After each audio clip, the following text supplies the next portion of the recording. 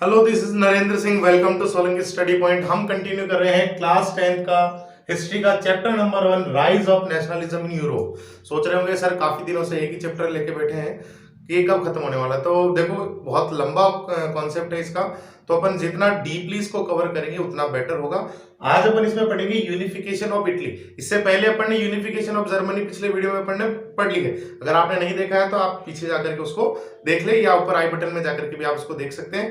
Playlist है अपना 10th class का हिस्ट्री का, उसमें भी जाके आप जो हिस्ट्री के सारी वीडियो है वो एक अरेंज फॉर्मेट में है, वहां से जाके आप देख सकते हैं। तो आज की वीडियो में हम देखेंगे यूनिफिकेशन ऑफ इटली। तो यूनिफिकेशन ऑफ जर्मनी में, और इसमें थोड़ा सा डिफरेंट अपन देखेंगे कि यूनिफिकेशन ऑफ जर्मनी में अपने पास केवल और केवल क्या था। अपन ने एक चीज देखी कि नेशनलिज्म के जो सेंटिमेंट्स है वो केवल और केवल जो क्या किसमें आ रहे थे, जो रेडिकल्स या जो कंजर्वेटिव जो लोग थे वो लोग नहीं चाहते थे कि कुछ ऐसा हो, केवल जो लिबरल्स थे वही चाहते थे। तो अब यहां अपन क्या देखेंगे कि जो कंजर्वेटिव्स है, ठीक है, कंजर्वेटिव्स कौन लोग, जो अपने नेशनलिज्म के सपोर्ट में नहीं थे, या वो चाहते थे कि चेंजेस हो लेकिन बहुत स्लोली हो, जो चल रहा है वो सब कुछ बेटर है, ठीक है। तो मतलब अपन कह सकते हैं कि जो अकॉर्डिंग टू एरिस्टोक्रेसी जो सपोर्ट करने वाले लोग थे वो लोग। तो यहाँ पे अपन क्या देखेंगे कि जो कंजर्वेटिव्स है, यानी किंग, यानी जो रॉयल फैमिली से बिलोंग करते हैं वो लोग, तो यहाँ जो किंग विक्टर इमैनुअल जो है वो जो है नेशनल सेंटिमेंट्स जो लेके आएगा।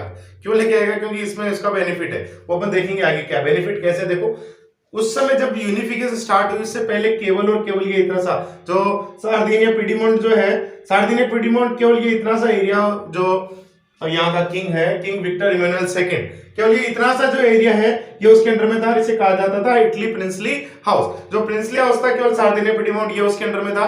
वो चाहता था कि ये सारा जो है यूनिफिकेशन हो जाए इटली। मैप में देखेंगे अपन, ये उसका जो है नॉर्दर्न पार्ट, ये सेंट्रल पार्ट और ये साउदर्न पार्ट, इनका यूनिफिकेशन कैसे हुआ सार्डिनिया पिडीमोंट में वो देखेंगे। जो 7 स्टेट थे पूरे, आप बुक पढ़ोगे तो उसमें बुक में दिखेंगे कि आपको जो इटली थी वो 7 स्टेट में जो है अलग अलग डिवाइड थे। तो 7 स्टेट जो है उनके बारे में देखेंगे, और फिर देखेंगे अपन इंपॉर्टेंस जो पर्सनैलिटीज है यूनिफिकेशन, ठीक है, इटली के यूनिफिकेशन में, उनके बारे में देखेंगे। तो शुरुआत करते हैं आज के वीडियो में। सबसे पहले अपन देखते हैं कि इटली जो है वो 7 स्टेट में डिवाइड था। तो वो 7 स्टेट कौन कौन से हैं, उन 7 स्टेट के मैं आपको नाम बता देता हूं। 7 स्टेट थे सार्डिनिया एंड पिडीमोंट, ये जो वहां का जो प्रिंस था इटली का उसके अंडर में था। इसे इटली प्रिंसली हाउस भी कहते थे सार्डिनिया पिडीमोंट में। दूसरा था इसके Lombardy, Venetia, Parma and Modena, ठीक है, Tuscany, papal state and kingdom of two Sicilies, ठीक है। ये 7 स्टेट थे। इन 7 स्टेट में इटली जो है वो डिवाइड था। और किस तरीके से आप देखेंगे कि ये 7 स्टेट है, किन किन लोगों के पार्टिसिपेशन की वजह से, किन किन लोगों की जो इंपॉर्टेंस रोल रहा यूनिफिकेशन में, उनकी वजह से ये पूरा जो इटली है वो यूनिफाइड हुआ। तो देखेंगे इनमें 4 जो टोटल मेन जो है उनका रोल प्ले किया हुआ है। एक है अपना गुजिपी मजीनी, किंग विक्टर इमैनुअल सेकंड, उनके जो चीफ थे, कहां के, इटली के चीफ कैवियोर और गुजिपी गरिबाल्डी, ठीक है, यहां ध्यान रखना। एक गुजिपी मजीनी है, एक गुजिपी गरिबाल्डी है, दोनों अलग अलग है। तो इन सबका जो अपना रोल है वो रोल देखेंगे अपन कि इन्होंने क्या रोल प्ले किया, ठीक है। तो बात करते हैं सबसे पहले गुजिपी मजीनी।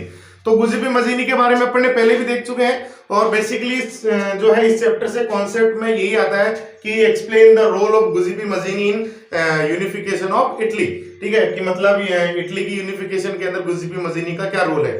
तो अपन ने देखा कि जो 1914 थी उससे बिफोर जितनी भी जो ग्रुप्स है, या जितनी भी जो भी आप यूनियंस बनाते थे, ऑर्गेनाइजेशन बनाते थे, वो सब इलीगल थी।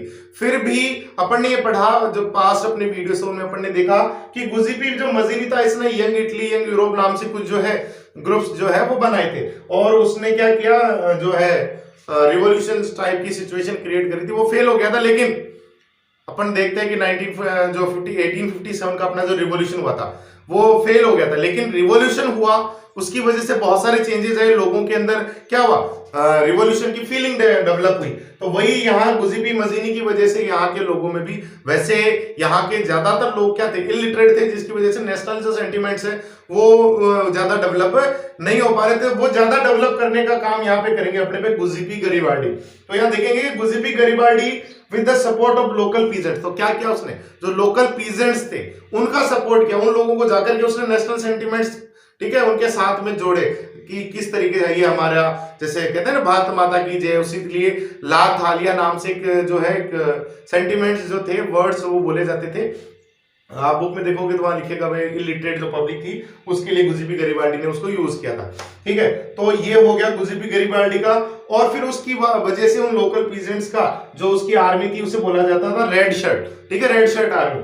तो उसकी मदद से गुजिपी गरिबाल्डी ने क्या किया, 1986 में dried out the Spanish ruler. जो ये स्पेनिश रूलर है बर्बन किंग, कौन से, वो अपने फ्रांस वाले बर्बन नहीं, ठीक है, लुईस 16 वाले वो बर्बन नहीं, ये भी बर्बन है लेकिन ये कहां के है, स्पेन के। तो यहां से इन्होंने क्या किया, गुजिपी गरिबाल्डी ने पीजेंट्स का रोल, पीजेंट्स का सपोर्ट लेकर के जो किंगडम था टू सिसिलीज का, ठीक है, जहां पे स्पेनिश के बर्बन है वो रूल कर रहे थे, उनसे जो है बैटल किया और बैटल करके जो इसको सार्दिनिया पिडीमोंट में मिला लिया। तो ये दोनों एक हो गए। उसी टाइम पीरियड में क्या होता है, अब देखते हैं अपन, गुजिपी गरिबाल्डी और गुजिपी मजीनी का रोल कंप्लीट हो गया। अब देखते हैं किंग विक्टर इमैनुअल सेकंड क्या है। जो किंग थे वो कौन थे, सार्दिनिया पिडीमोंट के किंग थे, मतलब प्रिंस थे, यहाँ के प्रिंसली हाउस के जो है, ठीक है, ये केवल यही रीजन उनके अंडर में था। ठीक है, फिर क्या हुआ, उनके मन में एक चीज, ठीक है, ये क्या थे, कंजर्वेटिव्स थे, तो इनके मन में एक थॉट है कि क्या यार अपना एरिया है वो अगर बढ़ेगा तो क्या अपने को वहां क्या जो इकोनॉमिक डेवलपमेंट ज्यादा होगा, तो इसलिए ये कुछ चाहते थे कि ये रीजन बढ़े, यूनिफिकेशन हो इसका, इसकी वजह से मेरा उनका खुद का जो बेनिफिट है वो ज्यादा हो। तो अपने बेनिफिट्स को लेकर के इन्होंने किससे कंसल्ट किया, अपने जो चीफ मिनिस्टर है केवियर, ठीक है, उन केवियर से इन्होंने कंसल्ट किया और केवियर को एक, ठीक है, ड्यूटी दी कि ये तेरी ड्यूटी है, तुझे इसको यूनिफाइड करना है। और आप बुक में देखो एक वर्ड लिखा होगा कि जो केवियर है वो फ्लुएंटली या बहुत अच्छी तरीके से जो फ्रेंच है वो बोल पाते थे, मतलब कि जो फ्रांस थे वहां के लोगों के साथ, अब अपन देखेंगे केवियर के बारे में, ठीक है, तो केवियर के जो थे फ्रांस के लोगों के साथ बहुत अच्छे रिलेशन थे, मतलब बहुत अच्छी फ्रेंच बोलते थे, मतलब वहां के लोगों के साथ अच्छे रिलेशन थे। ठीक है, he was neither a revolutionary nor democrats. इन दोनों वर्ड में आप देखें, रिवॉल्यूशनर मतलब वे लोग जो क्या कर रहे हो, form of the government change करने के लिए रिवॉल्यूशन जैसी कंडीशन क्रिएट कर रहे हो, और रिवॉल्यूशनर और डेमोक्रेसी, जो डेमोक्रेसी लाना चाहते हैं वो डेमोक्रेट्स। तो ये ना तो रिवॉल्यूशन करना चाह रहे थे ना डेमोक्रेसी लाना चाह रहे थे, ये क्या कर रहा था, केवल अपने किंग जो विक्टर इमैनुअल सेकंड है उन्होंने इसको जो ड्यूटी दी वो ड्यूटी फुलफिल कर रहा था। ठीक है, अब इसने क्या किया फाइनली, अब ये फ्रांस के साथ अच्छा रिलेशन था तो इसने फ्रेंच आर्मी की हेल्प ली, और हेल्प लेके क्या किया, in 1859 Sardinia Piedmont succeed in defeated the Austrian forces. तो अपन सबसे पहले देखते हैं मैप के बारे में। ठीक है, मैप में देखो ये जो नॉर्दर्न एरिया है, नॉर्दर्न एरिया जो है उसमें था ऑस्ट्रियन हैब्सबर्ग एम्पायर था। ठीक है, नॉर्दर्न किसके अंडर में था, ऑस्ट्रियन हैब्सबर्ग एम्पायर था, उसके अंडर में था। जो सेंट्रल पार्ट है वो सेंट्रल था पेपल स्टेट, यानी यहाँ पे जो पोप थे वो रूल कर रहे थे, और जो अपना साउथर्न जो एरिया है उसमें था किंग ऑफ टू सिसिलीज, यानी यहाँ पे स्पेनिश के जो बर्बन किंग थे वो इसके ऊपर रूल कर रहे थे। तो अब ये क्या करेगा, यहां से अटैक करेगा इस पे, किसके साथ, फ्रेंच आर्मी की मदद लेकर के। और फाइनली 1859 में ऑस्ट्रियन हैब्सबर्ग जो था उसको डिफीट कर देता है फ्रेंच आर्मी की हेल्प से, और फिर ये दोनों एक हो जाते हैं। ठीक है, मतलब इसने इसको अपने अंडर में ले लिया, किसकी मदद से, फ्रेंच की मदद से। किसने किया, विक्टर इमैनुअल के जो चीफ मिनिस्टर थे, यानी इटली के जो चीफ मिनिस्टर थे केवियर, उन्होंने किया। अब इधर अपन ने देख लिया कि इधर गुजिपी गरिबाल्डी, जो गुजिपी गरिबाल्डी थे, गुजिपी गरिबाल्डी ने इधर ये जो है ऐड करवा दिया, इधर ये ऐड करवा दिया। तो अब आप कहोगे कि सर ये जो चीज है, यानी जो सेंट्रल पार्ट है वो कब ऐड हुआ, कि बुक में भी इसके बारे में कुछ नहीं लिखा। तो अपन ये देखेंगे इसमें होता क्या है, ये नॉर्दर्न पार्ट है वो भी ऐड हो गया, साउदर्न पार्ट भी ऐड हो गया। तो यहाँ पे जो पोप थे उन्होंने कहा कि फालतू बैटल करेंगे, अपनी बेइज्जती होगी, ठीक है, इंसल्ट होगी, इससे बेटर तो ये है कि अपन खुद ही वहां पे जाकर के सरेंडर कर दें। तो जो पोप थे वो खुद इस रीजन को छोड़ करके चले गए थे, मतलब सरेंडर कर दिया था। और फाइनली, और ये टाइम पीरियड कब तक हुआ, लगभग 1860 आते आते ये पूरा का पूरा इटली है वो यूनिफाइड हो गया था। और 1861 में विक्टर इमैनुअल सेकंड जो था उन्होंने अपने आप को यूनिफाइड इटली का जो किंग था वो डिक्लेयर कर दिया था। तो ये सारा का सारा ये जो स्टोरी है ये है अपनी इटली के यूनिफिकेशन की। तो अपन ने जर्मनी का यूनिफिकेशन देख लिया, आज के वीडियो में अपन ने इटली का यूनिफिकेशन देख लिया। अब अपन देखेंगे यूनिफिकेशन ऑफ ब्रिटेन, और उसके ऊपर आप देखोगे बुक में लिखा होगा the strange case of Britain. मतलब यूनिफिकेशन भी नहीं, या फिर अपन कहेंगे कि किस तरीके से यूनिफाइड हुआ, उसके ऊपर एक वर्ड लिखा हुआ है स्ट्रेंज केस। वो क्यों लिखा हुआ है वो देखेंगे अपन अगले वीडियो में, क्योंकि जो ब्रिटेन का जो यूनिफिकेशन हुआ था उसमें कोई बैटल वगैरह कोई भी वॉर्स वगैरह नहीं हुए थे, बिल्कुल इजी गोइंग उसका यूनिफिकेशन हुआ था। तो वो देखेंगे अपन अगले वीडियो में। तो अगर वीडियो अच्छा लगा हो आपको तो लाइक करना, कमेंट करना, अपने दोस्तों के साथ शेयर करना। कोई किसी भी प्रॉब्लम रिलेटेड, कुछ टॉपिक से रिलेटेड कोई प्रॉब्लम हो तो आप नीचे कमेंट बॉक्स में लिख सकते हैं।